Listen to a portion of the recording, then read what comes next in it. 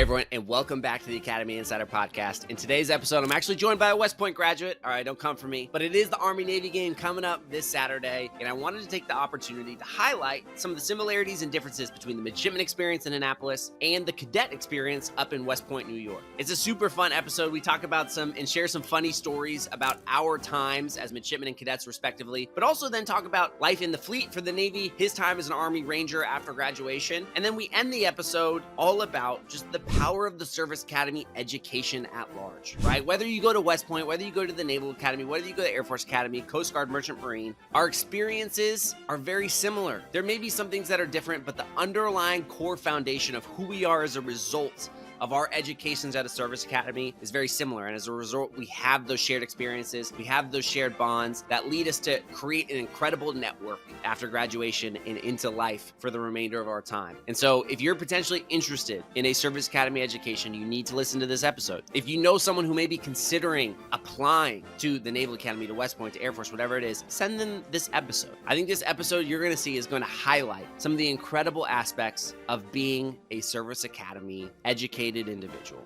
right? And so I hope you enjoy this. Please, if you ever have any questions, let me know. Otherwise, I hope you love this episode. Thank you so much for sticking around and being a part of the Academy Insider audience. Y'all are the best. Thank you so much and enjoy the listen.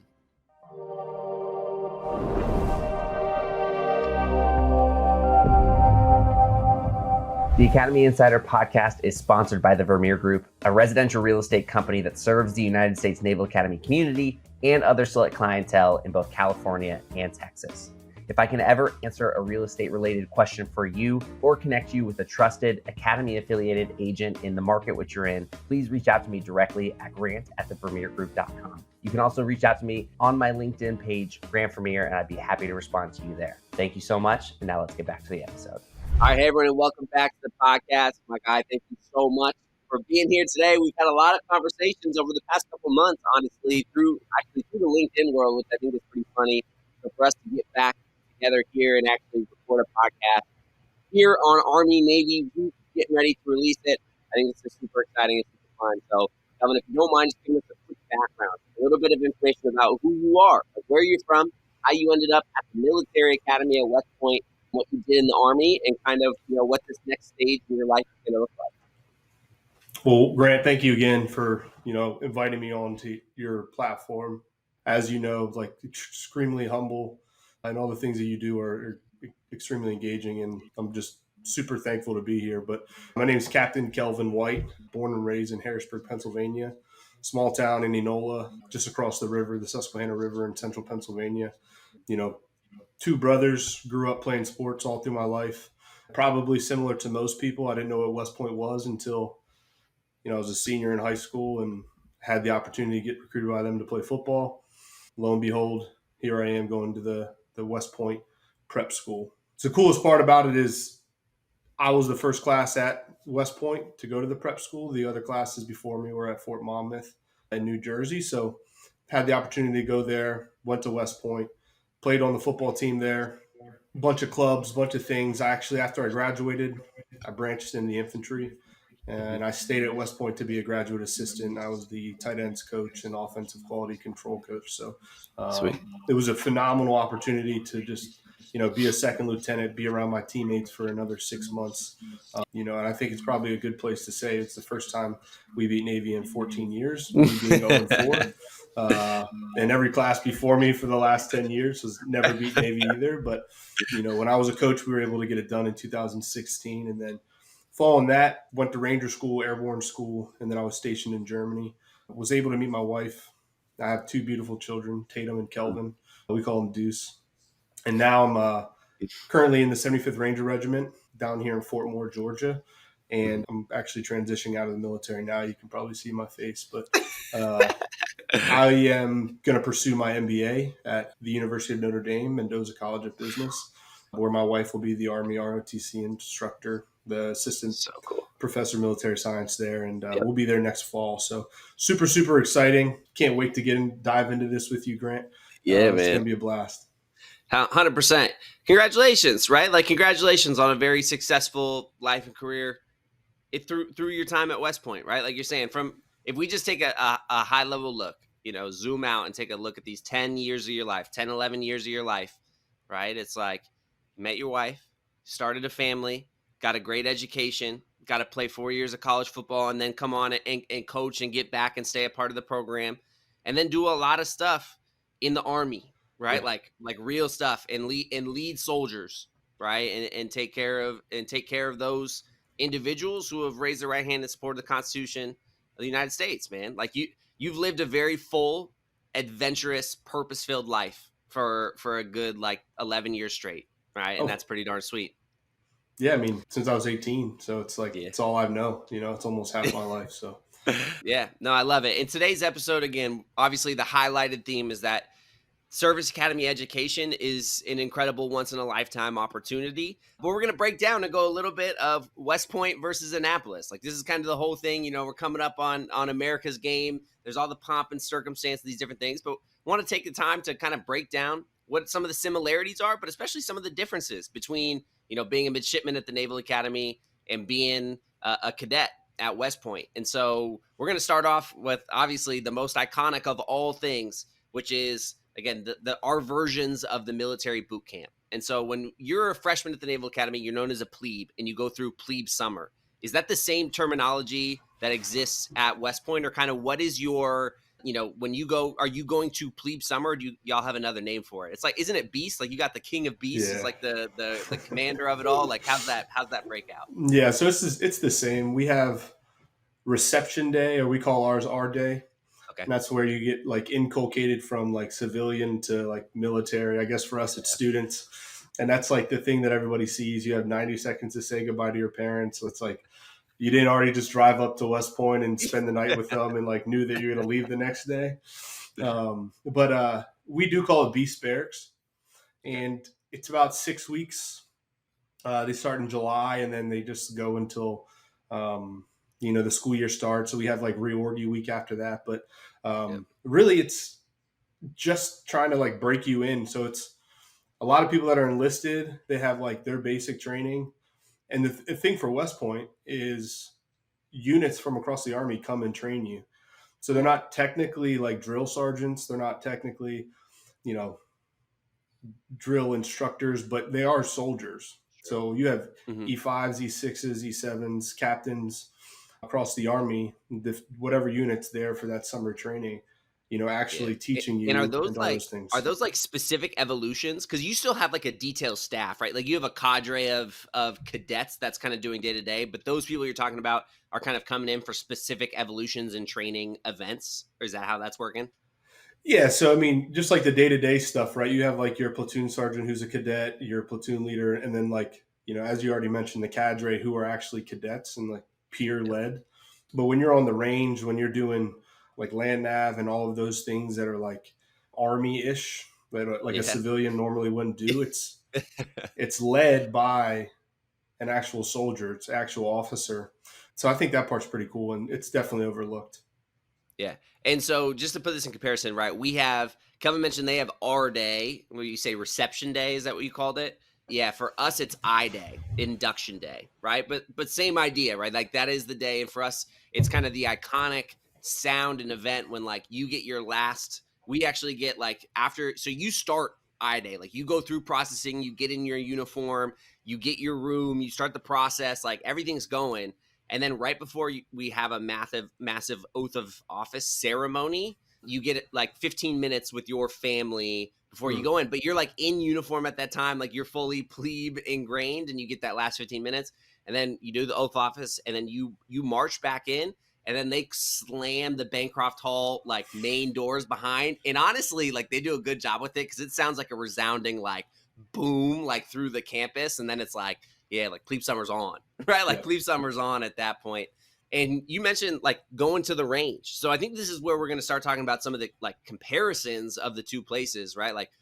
We go shoot once, right? We go shoot once during plebe summer and qualify, pistol and rifle. But I'm assuming y'all shoot more than once. What's that breakdown for y'all of actually going out to the range and doing stuff like land navigation? Because for us, we're not land navigating anything. We're navigating the seas, baby. Get us out the sailboats during plebe summer. Yeah. So I mean, it's as you mentioned, it has been a little bit of like time since Mhm. I was through my art day, Sure. but like we would get on buses or we would get on LMTVs and we would go out to a place called Camp Buckner, Okay. which is where all of our range complexes are and all those things, and we'd stay out there for a couple days, and that's where we would do like really it's like a week long. We do like machine guns, rifles, pistols. You get to like drop mortar rounds and stuff like that. And I just remember that being probably a week or maybe 2 weeks. And you got to do all of those things. And like, That's I sweet. mean, it is like really, really cool because most of the time, like, I never shot a pistol before I got to West Point. Sure. I never shot like a AR-15 or M4 or anything like Mhm. that. I've shot like a little 22 caliber or something, but that's the first time you get to do stuff like that, and it's like very impactful. But we go back to Camp Buckner, like I guess it's our yuck year or sophomore year. So after plebe year is over, then we go back to Camp Buckner, and it's called Cadet Field Training, and that's just like another evolution of Beast Barracks. But like now you're already in the Corps, you have some experience, you have some stuff like that. But yeah, we shoot a lot. Yeah, that's pretty sweet. And you say you do stuff like land navigation. Are there other, from your memory, like other iconic like army things that happen during Beast Barracks? Because again, for us, right, like quite literally, we have a sailing curriculum, right? Like we actually go out, we get on sailboats, we like learn navigation, we learn nautical stuff, we take seamanship and navigation courses, right? Like those things are very like Navy specific on our end as like an Yeah. indoctrination into the Naval Academy. I think so. If you've ever been to West Point or anybody who has ever traveled there, when you're coming in through 9W, like from Monroe, and like Mhm. if you've never been, like you'll understand when you go there. But you're driving on like this long stretch of road, like feels like you're in the middle of the woods, which you are. But you look up on the left hand side as you pass Camp Natural Bridge and Camp Buckner, and you'll see like a big like Ranger scroll, and you'll see like a Sapper tab now probably, and it's like this big rock face, and you actually rappel down it and you climb up it. That's sweet. And I think those are kind of the two things I remember because I drive by that thing all the time, and I always remember Yeah. climbing up that rock or Yeah. rappelling down that rock. So those are pretty good experience, definitely. But it is hard, you're right. Sure. Uh, Yeah, no, 100%. Which is kind of going to lead us to hopefully maybe down some of the similarities here in this experience. And I'm gonna turn it over to you, which is at any points during Beast Barracks or like during your R day, did you have the like, what did I just get myself into moment? Like the moment where you're like, yo, whoa, whoa, whoa, whoa, whoa, training yeah. timeout. Like I wasn't, no, hold on, like I wasn't expecting this. Well, I think for me, I was a prepster, and we can like go back a little bit too, and just like I know Sure. that you're a direct admit, you're much smarter than me, Grant. I took the four Uh, year path, baby. yeah, Yeah, 4 year path. Come on. it's an extra lap for some of us out there, but I think that experience, so like the cadet candidate basic training, which was Yep. the pre beast, my first year out of high school, Mhm. that was when I had like the oh no, like what am I doing? Like that was like, and that one's a little bit shorter too. That's probably 3 weeks long. Mhm. But I mean, when I got into West Point, I had already been home or away from home for a year. I've already been like inculcated into like customs courtesies and like the military aspect of that. Sure. So like when I got to Beast Barracks, I was way more comfortable. But for me, that time, like when I was a prepster, man, I'll tell you what, that was probably day two of like not sleeping, just like writing it at nighttime. Like I never even Yep. wrote letters before. Yeah, Uh, yeah. You quickly turned like life's back in the 1700s, man. You sit at candlelight writing the letters back home. Like, yeah, what's going it's on? crazy. Oh, Oh my god. Yeah, no, I mean, spot on, right? Like, what's funny for me is like when I showed up and like Calvin's saying, I came in direct, right? I was a direct from high school admission, so I was showing up 18 years old, and I got smacked in the face. Like the first time I got yelled at, right? Like I was just like in shock, right? Because I'm just like, making my way down. We call it the P ways, like the hallways in Bancroft Hall, and I'm getting yelled at by a detailer, like, what are you doing? Blah, blah, blah. Hit a bulkhead, all this stuff. And I have like no idea what's going on, right? Like, because no one teaches you this stuff. Like, it just happens, right? And you got to like yep. learn and figure it out. And so I just remember one of my roommates was a Napster. So the Naval Academy has a prep school as well.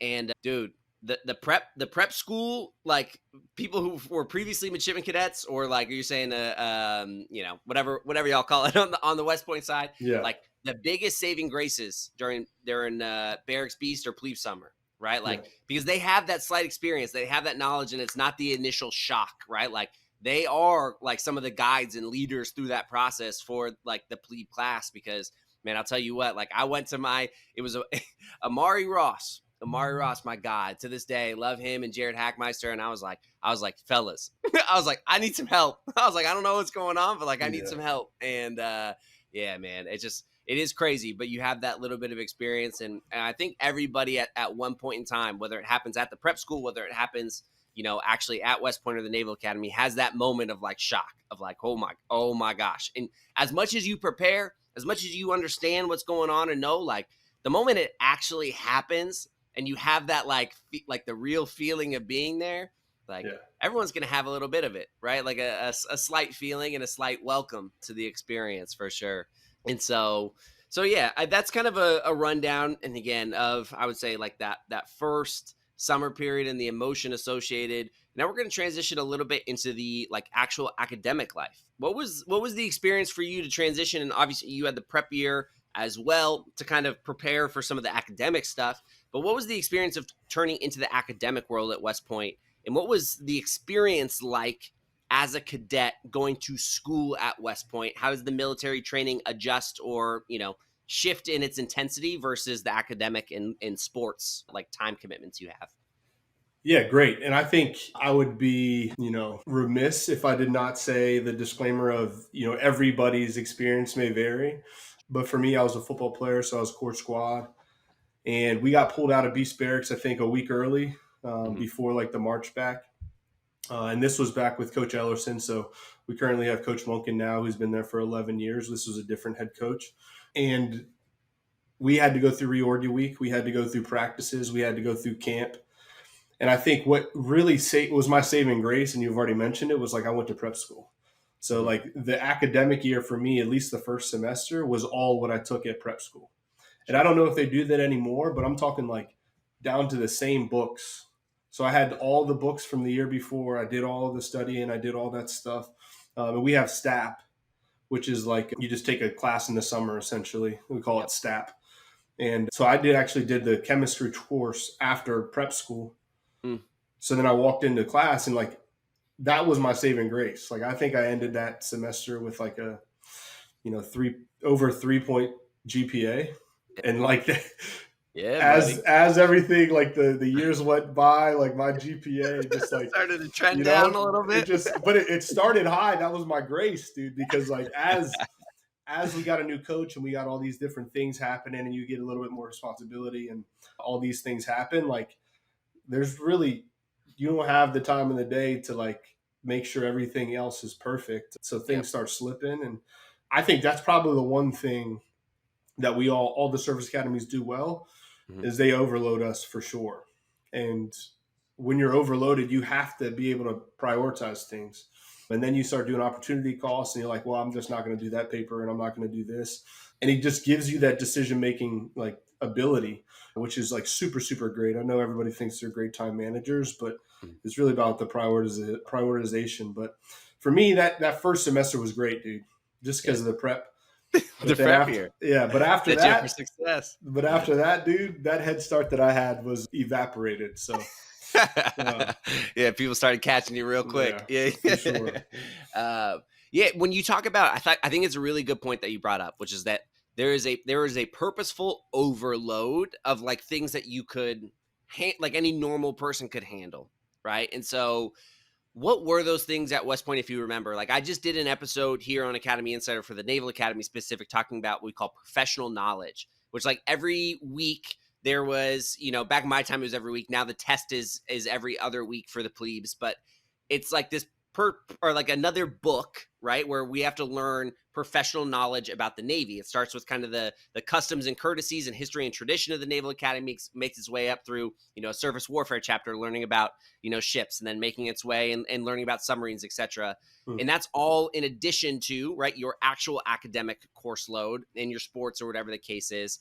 We have these things called signature sheets where you have to go and meet and learn the name of every single upperclassman in your company, in your unit, and get them to sign like a signature sheet. You have to create all these poster boards for everyone who has like a leadership billet in the company spaces. Like there are a lot of things that go on that the plebes are responsible for. Do y'all have something similar to that at West Point that you kind of remember of just these additional time obligations that are put on plebes that they have to get done? Yeah, and I think that book that you're referring to, we just said like the Book of Knowledge. The book of We knowledge. did I that in the like summertime, that. and like I think now it's probably like mainstream, like the Bugle Notes has like the Mhm. same information, a whole bunch of things you have to memorize. But we did Sure. most of that stuff in the summertime. But to Okay. your point, freshmen had to do like duties and responsibilities, so we called minutes. It's just like one of the things that'll never ever leave my brain. It lives rent free. Just like when somebody tells me what's for lunch, I immediately jump into like Yeah. calling minutes. And but we do that. We do like take out upperclassmen's trash. You do like you Okay. pick up their laundry, you drop off their laundry, and then when it comes back, you do divvy it out to upperclassmen. We all were assigned a team leader, so Okay. like a yuck who was Mhm. like we were their direct report, and they like looked out for us for counselings, like physical stuff, academic stuff. And then like throughout the halls, like you have to walk with your hands cupped, and you have to like rub your shoulder on the wall, and when you're outside you can't talk, and all of those things. But like you could be quizzed on any information that was in the Book of Knowledge from upperclassmen, and usually that's at lunchtime, like when we're all standing around the lunch, in the mess hall, and Yep. like you're out there and you're just like standing there waiting to eat, and like an upperclassman just starts like quizzing you and stuff, and that's really like where that comes in. But again, I would just say all experiences may vary because I was on the football team. I was actually granted authorization to miss some of that stuff, and based on my timeline when I was in school, my freshman year, we practiced in the morning. So I wasn't at breakfast with the core. I wasn't doing that stuff. I was just like practice, class, back to practice. So that was like my experience. But yeah, like plebes are definitely overloaded for sure. Yeah, 100%. I like, and I'm going to double down on what you said about everyone's experience may vary, and I think that's really like really a good point, especially when it comes to the academic year, because I think kind of maybe one of the things that may be consistent is that at one point in time during your time at the Naval Academy or at West Point, like you are going to struggle, right? Like it's going to be extremely hard. Like that is the consistency. But where you struggle may change based on your experience, your personality type, whatever the case is, right? Like for a lot of people, that struggle may come from the academic year, right? The transition to the academic year may be extremely difficult for them, right? And like getting used to the classes and all the workload, etc. For me, that was like a reprieve. Like I lucked out, knock on wood. Like I was good at school, right? Yeah. Like that. So like getting into the classroom, like felt that was a more comfortable environment for me rather than plebe summer. Like plebe summer to me, like I was a homesick 18-year-old kid, right? Like never had adversity once in my life, right? I was like, yo, what? Like what is happening? Right. Yeah. And so I hated plebe summer. But then the academic year for me, like it became a little bit more sense of comfort. Whereas I had plenty of friends who plebe summer to them was like an adventure. Like Yeah. yeah, it's hard. Like it's really hard, but like I'm having a good time. And then when they got to the academic year, they were like, yo, this sucks. Right. And so, they're like you're saying, experiences may vary drastically on what things are the actual pressure point that cause you to hit that point of struggle. Right. And so, I think that piece is really interesting. Yeah, and Um, then I'll add something too, Grant, too, please, about that, right? So like you are the guy who's super smart, you're super intelligent, you're very comfortable in the classroom. Guys like that, like for me, is for instance, like when I was at prep school, like mhm, that summer stuff was easy for me. So all these kids that are like not Eagle Scouts in high school or like that missed home and stuff, like mhm, I would carry extra stuff on my back when we were doing ruck marches. And yep, then that same person that I spent 6 weeks with in the summertime, is the valedictorian of his school, is like, the super, super smart guy. So when I'm struggling in chemistry, I talk to him.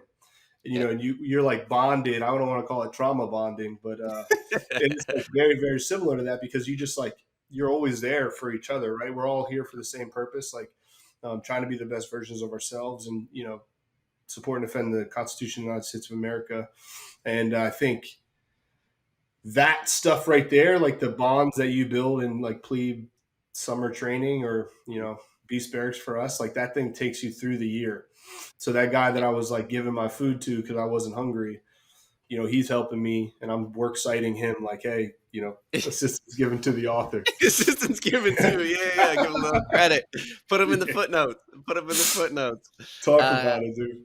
Yeah. No, look, you're spot on with that. And I think, again, when we talk about what makes Service Academy so special is they show you the importance of being an elite team player, right? Like you have to be incredible at being a part of a team. There's no more like individualism from an ego standpoint, right? And so I think that piece is really interesting, like you're saying, because some people are going to have one strength and other people are going to have others. And that means one person may excel at one portion of their time at the academy and struggle in others, and vice versa.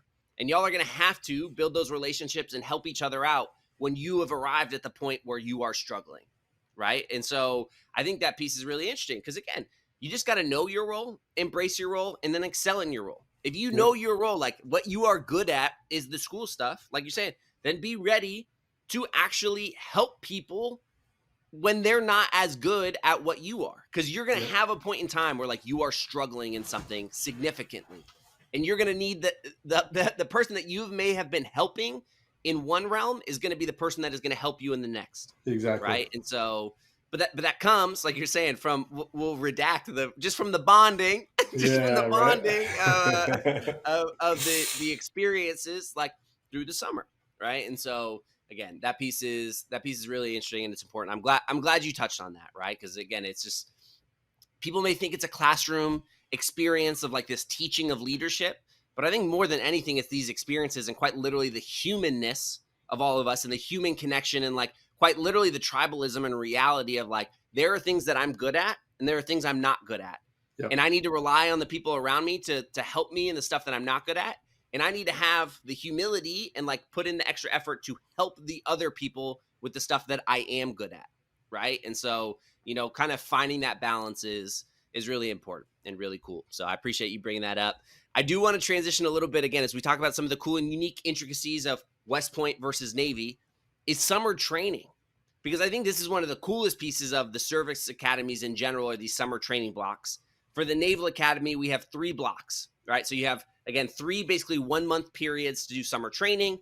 The standard procedure would be to have 2 military type trainings during, 2 of those blocks and then get a leave period where you can go home or travel or whatever the case is during that time. For us, our summer training experiences are you go on a ship, you go on a submarine, right? Like we have this thing called ProTrMid, professional training for midshipmen, where you spend a week with each of the different communities so you can get a taste of all the things. You go with an aviation squadron, you get underway on a submarine, you go on a ship, you spend a week with the Marine Corps, right? And so all those different aspects that you get a sense of. What was that like at West Point? What was your summer training like? What units are you going with? What cool things can you do? And how is that experience for you?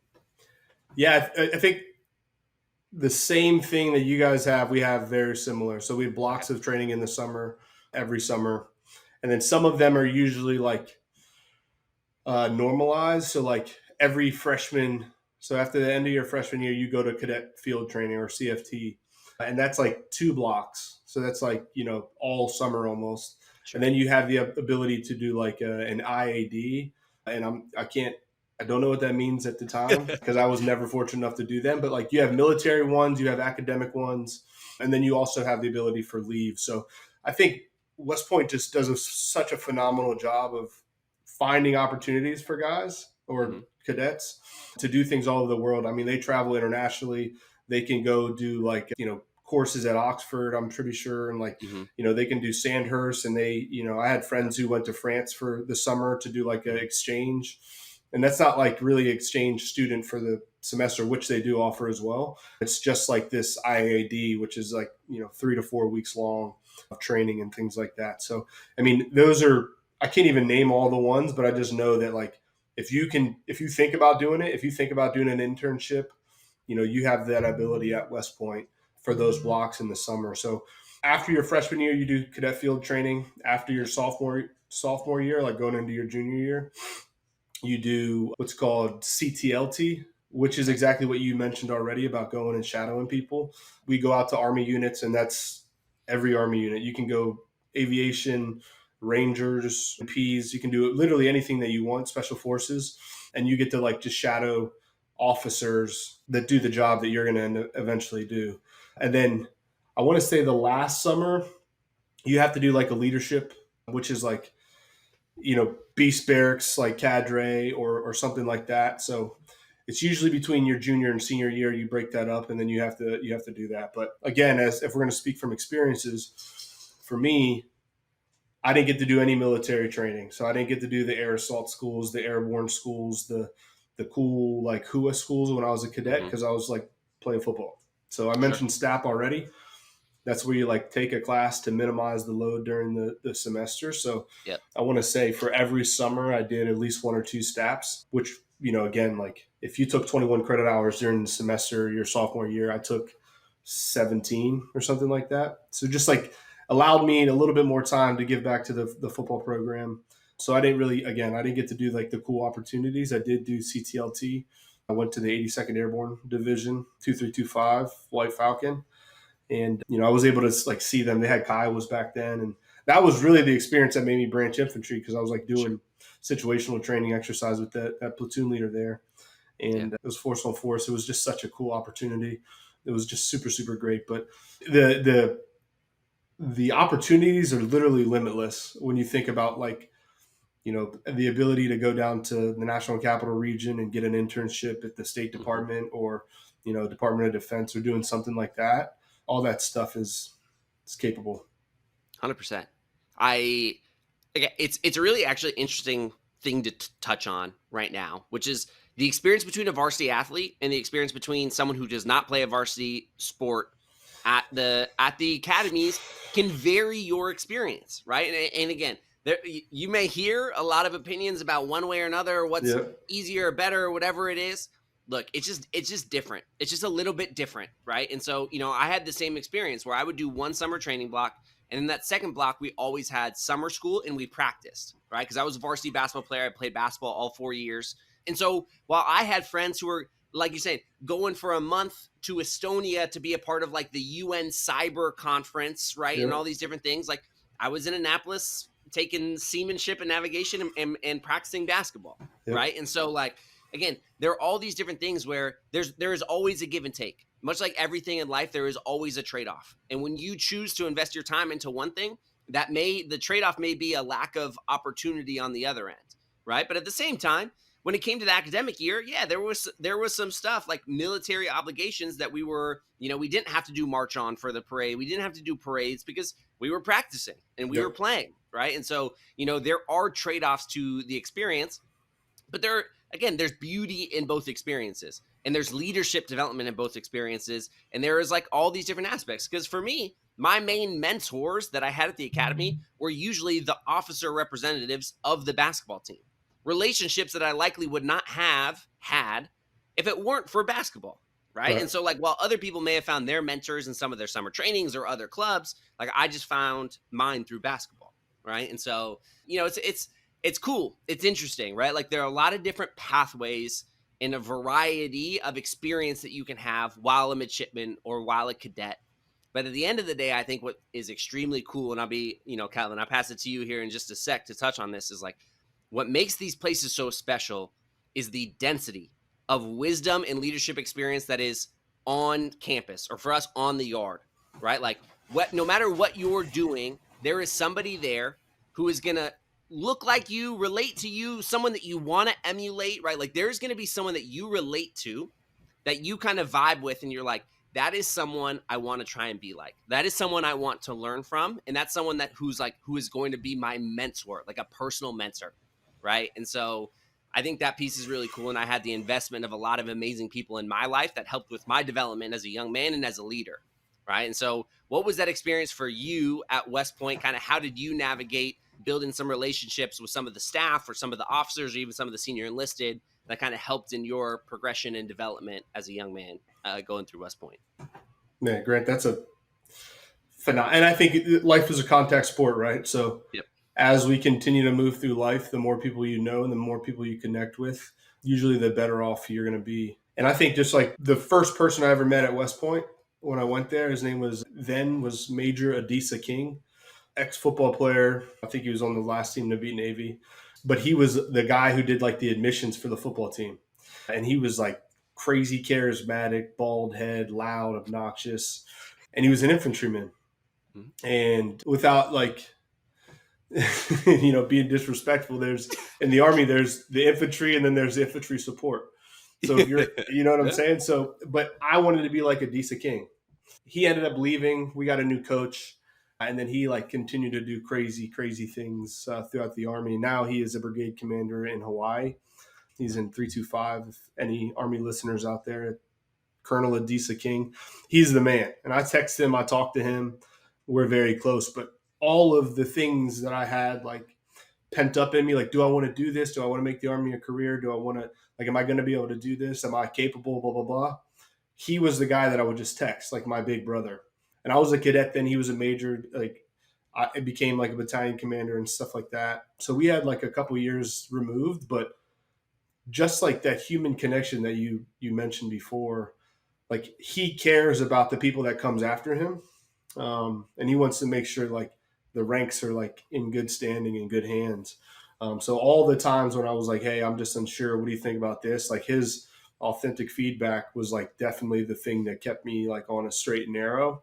And then ultimately, like I just wanted to like make him proud, because I came to West Point not knowing what it was, and then I stayed because of like the incredible people and opportunities. Now like 10 years later, I'm getting out of the Army now, but it's still like it's a lifetime. We talked about this in the beginning.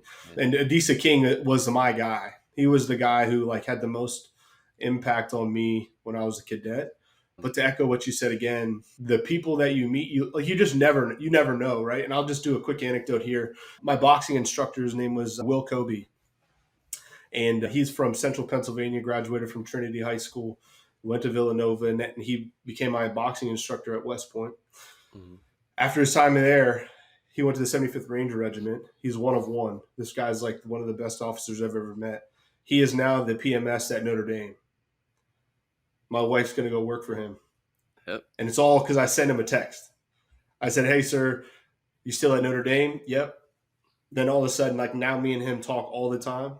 I'm going to still be able to like help out the program there when I'm there. Like I'm not going to forget all the things I learned or the experiences I've had. So, when I'm I'll probably have a little bit more facial hair when I'm a student at Notre Dame, but it is that impact that you never know that like you're going to run into Will Kobe again, and he's going to give your wife a job, and he's going to allow his decision to give your wife a job is going to keep your family together at the next place. And just like you can never burn a bridge.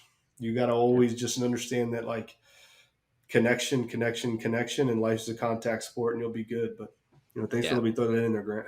No, 100%. Thank you. Right. Thank you for sharing that, because I think highlighting the very personal stories and anecdotes just highlights this aspect of what we're talking about. Right. And that's what I want to jump into here now, because it's not just West Point. It's not just the Naval Academy. Yeah. When you get out in the fleet, and I know this is funny because we're getting ready for the Army-Navy game, and one day out of the year we're ready. Hey, we're ready for war, right? We're ready to go at each other, and we're worst enemies. But that network that you're talking about, that is a service academy network, right? Like whether you went to West Point, whether you went to the Naval Academy, went to Air Force, Merchant Marine, Coast Guard, like you are a part of this fraternity, gender neutral fraternity, right? Like there is 100%. And I think this is a really interesting piece, because, I think some people sometimes misunderstand this, which is like, oh yeah, like I can just be from here and like I'm going to get taken care of for the rest of my life. Not necessarily. There's a lot of personal onus you have to put on to like Kelvin, like you were saying, like generating these connections, building these relationships. But what it does do is like, I know that if I'm reaching out to someone and they have this shared background, this common experience, I will get 15 minutes with them. They will take the time to talk to us. Right. And so, you have an ability to like build these relationships, build these connections. And there's always going to be people who are willing to listen to you and help you if you have the proactivity to reach out and ask for help, which is a big lesson from your time at the service academies, right? Is having the humility to ask for help. And if you show that you have the humility and the hunger to like want to learn, grow, and develop, and like know that you don't have all the answers and you're looking for help, Like there are going to be people there who are going to help you. Oh, Service yeah. Academy agnostic, Yep. right? And so, I just want to turn it back to you to see in your experience now how you've seen, and obviously those ones were from your time specifically at West Point, but I just want to give you an opportunity for you as well to kind of talk about and highlight the Service Academy network, what it means to you, and what you would just offer about like the benefits of what that even means.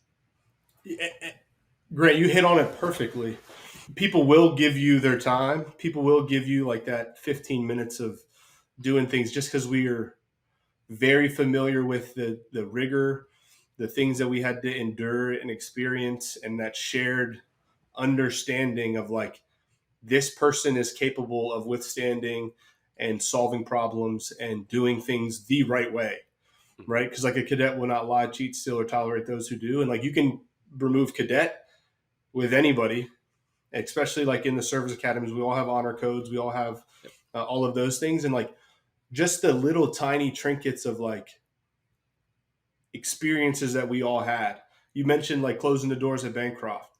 Like I'm telling you that probably everybody who's been to Annapolis is probably like that remembers that feeling, right? That if I sound, asked anybody, dude. Yeah, the shivers, like that thing slams. Oh, it's on. But if you ask anybody at West Point, like how many lights are in Cullum Hall, like they'll tell you, or how's the cow, like they'll tell you, because like those are just like weird isms that like West Point does, but like you immediately build a connection with somebody.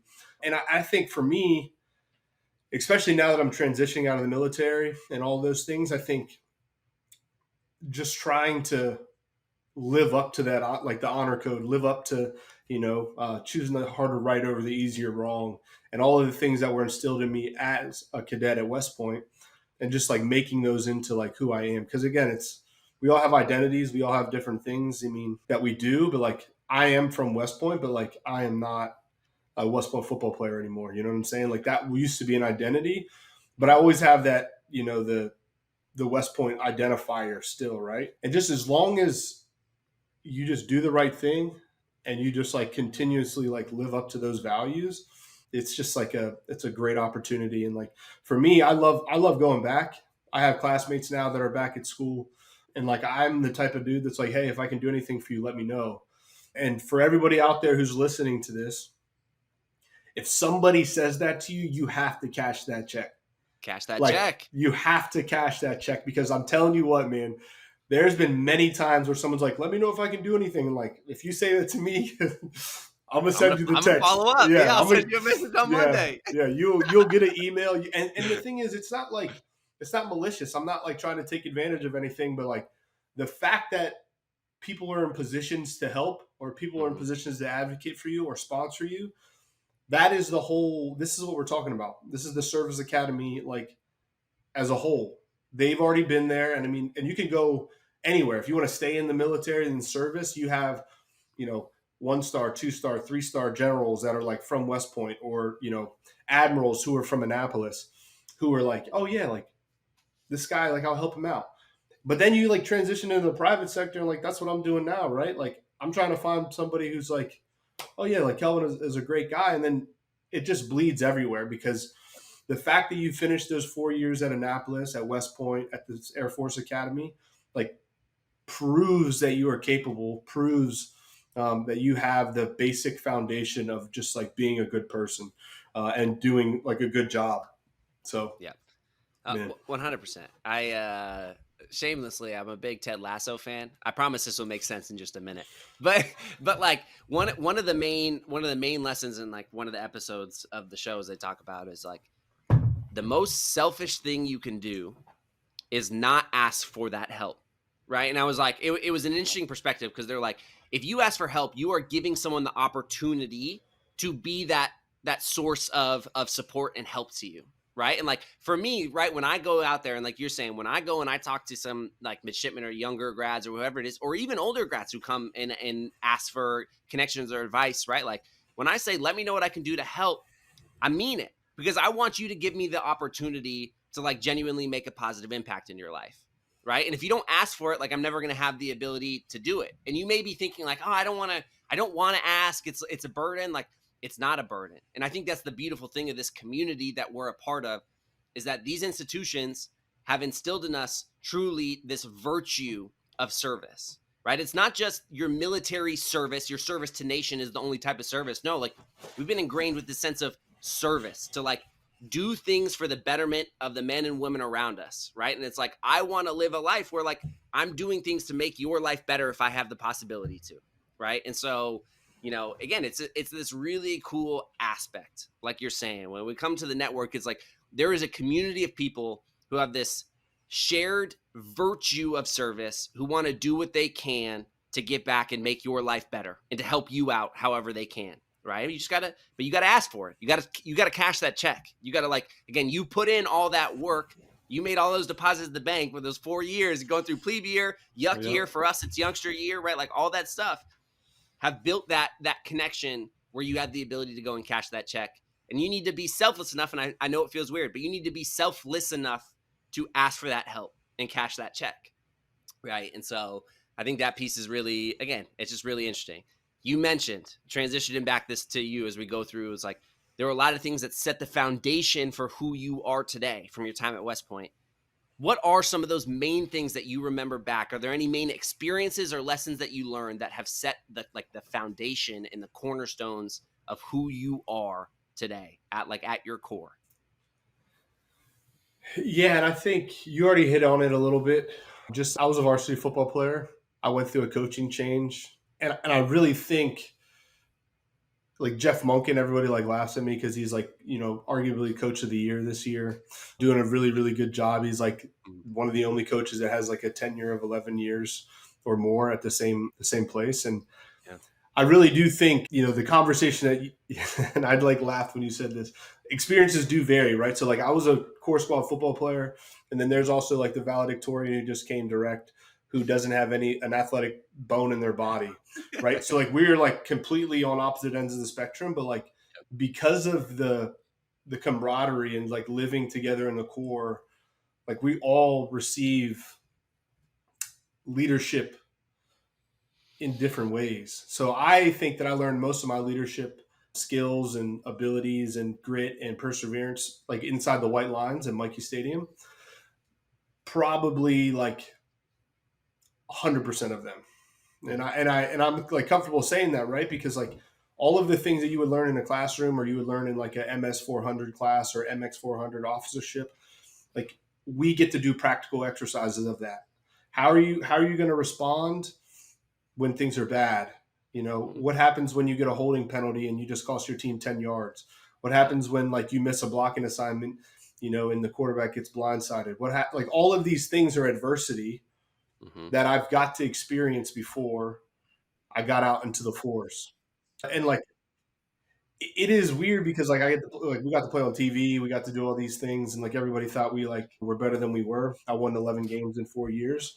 So like obviously it's not that I just thought I was better than everybody because we were winning. And it's not even that like you think that you're better, but you have experience that is different. So like your level of tolerance to do things when, bad things happen or, shit goes wrong is just like you now have like experience. You felt that. And because of that, I'll never ever forget this. We have mat drills at West Point. Coach Monken comes in. We're doing up downs and we're doing bear crawls in like -4-degree weather.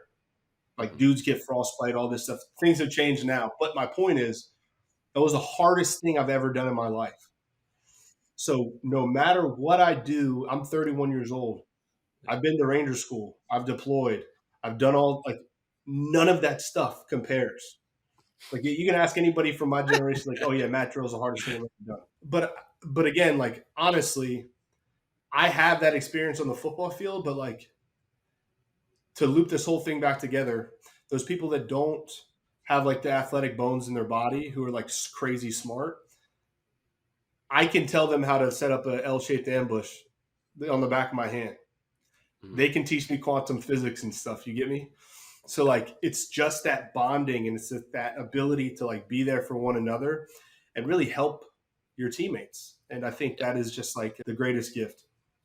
Yeah. Speaking about helping your teammates and just like having these greatest gifts, what did the experience of being an Army junior officer mean to you? Like an actual officer in the Army, what did that experience mean to you? And how was it? For me, it was great. I was in Germany. I had like a operational deployment to Poland in the Suwalki Gap there between Belarus and Kaliningrad. And I think, again, I like came in there big, strong, fast. I was like very confident in myself. Like I had just like, passed Ranger school. I was ready to like prove myself to everybody. And I think it was just such a humbling experience, because like I was on top of the world and then I blew my ACL out playing in the Turkey Bowl. Old and busted, baby. Yeah. so, Survived 4 so, years of college football, go busted in a flag football game at the Turkey Bowl. dude, I'm Yeah. saying, but like again, like all of these things, man. Like I don't know that had I not had the experience I had at West Point, that I would have like came back from that. That was the hardest thing I've ever done in my life as a junior officer, and I think and then I met my wife, and I just like everything from that day when I met my wife, not even married her. When I met her, my life had just gotten way, way better. So we're here 5 years later from our wedding. And I think all of those experiences are just like who we are today, man. And being a junior officer, like at the academies, they prepare you so hard. Like they prepare you. You're going to be a platoon leader or, the equivalent of that in the Naval Academy. And you're doing that for 4 years. Yep. Not one time in West Point did they tell me about being a company commander, which this plaque here, when I was in 126 101st Airborne Division, not one time at West Point did we talk about being a company commander.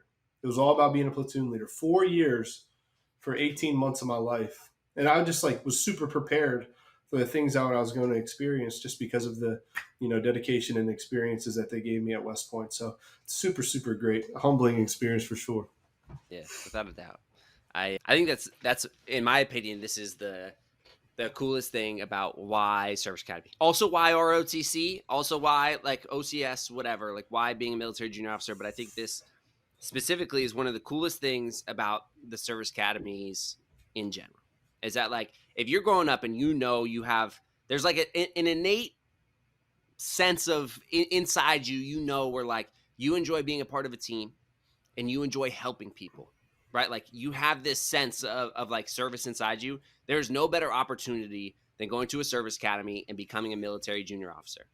Nowhere else in America at 22 years old, 21, 22 years old, the moment you graduate, you become that second lieutenant, you become an ensign in the Navy, are you going to have the ability to make a positive impact in a lot of people's lives? When you show up to your first platoon, for me to my first division, there are going to be like 10 to 15 young men and women who are looking at you at 22 years old because you have the rank and you have the authority to make a positive impact in their life, right? And it's incredible, right? Like where else are you going to have the ability to connect with humans, lead humans, and help them with their life situations, whatever the case may be?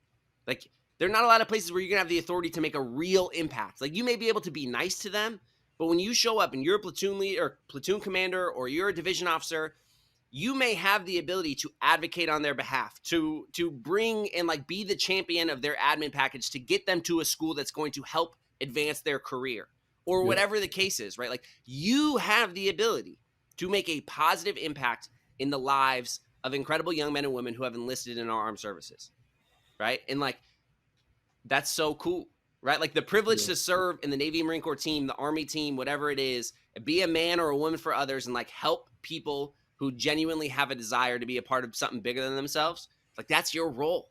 That's the coolest thing. Like you are commissioning and you are going into a role that is built around being that direct level leadership, that direct level mentor and advocate for these people and to help them out.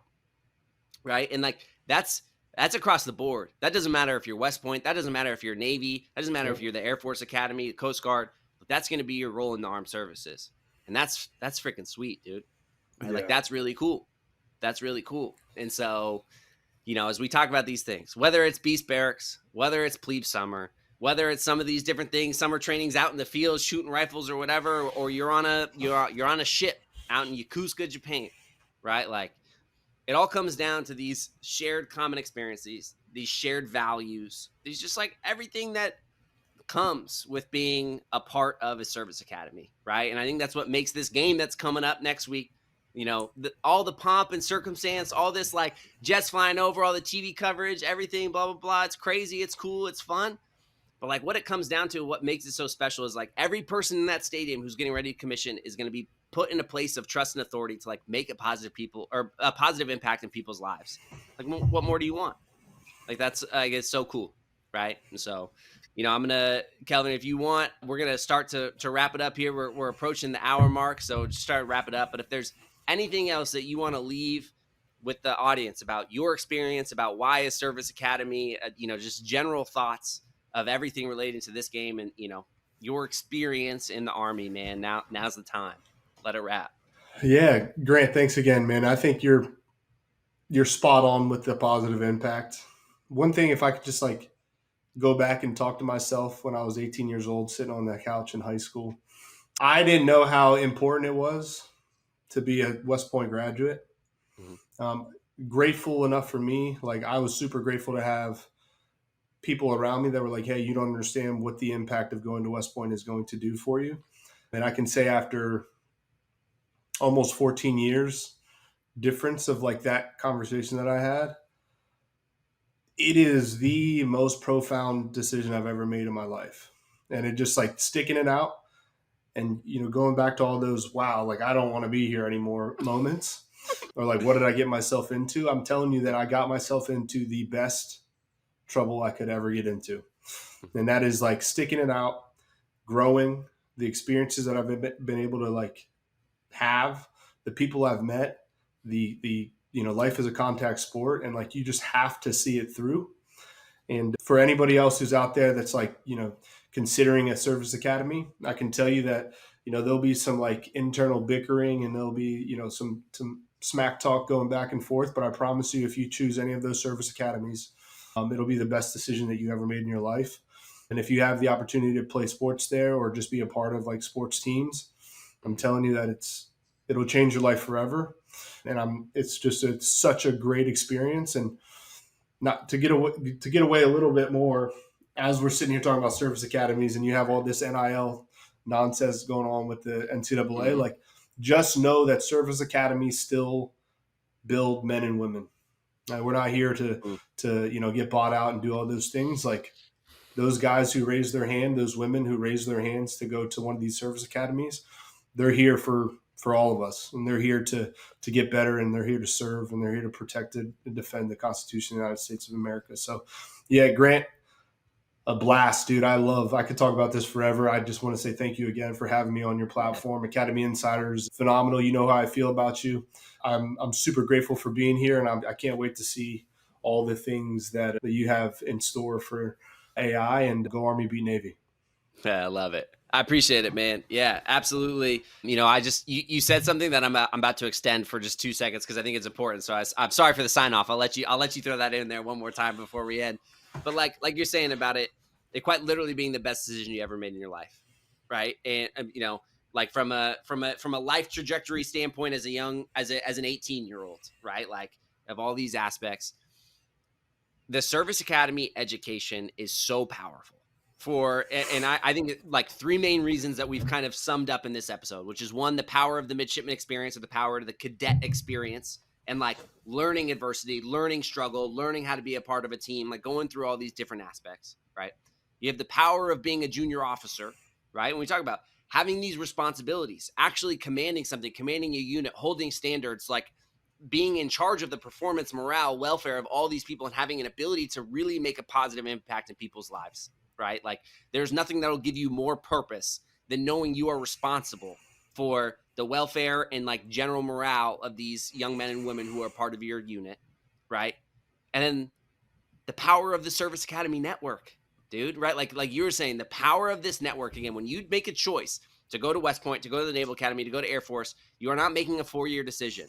Like you are making a 40+ year decision of a life that is going to be filled with purpose, mission, like success, all these different things, right? Like you are foregoing the short-term comfort and fun of a normal college experience, and you are choosing the long-term vision of like fulfillment and purpose in your life, right? And there's nothing better than that. And that happens whether you're in West Point, New York, whether you're in Annapolis, Maryland. One thing we didn't get in this episode, Annapolis, Maryland is so much more dope than West Point, New York from a location standpoint. That's a final plug right here for that. Like, hey, being in Annapolis is great. West Point is cold, dark, and gray. No one wants to go there. Don't fall for the trap. But yeah, man, I just think it's special, and I really appreciate everything you said and for being here again. So as you know, it's always go Navy. It's always go Navy, beat Army, man. That's all right, brother. I appreciate your time, man. Yeah, absolutely. All right, to everyone listening, thank you so much. If you ever have any questions, let me know. If you ever want to get connected to Kelvin, let me know as well. Otherwise, I hope you enjoyed listening. Hope you have a great day.